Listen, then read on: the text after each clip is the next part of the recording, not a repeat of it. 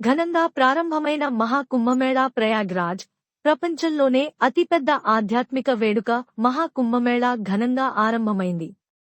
గంగా, యమున, సరస్వతీ నదుల సంగమ ప్రదేశమైన ఉత్తరప్రదేశ్లోని ప్రయాగ్రాజుకు భక్తులు పోటెత్తారు.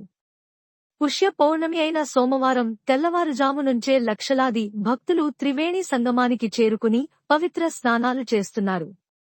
45 రోజుల పాటు జరిగే ఈ కార్యక్రమానికి దేశ విదేశాల నుంచి కోట్ల మంది భక్తులు, పర్యాటకులు రానున్నారు.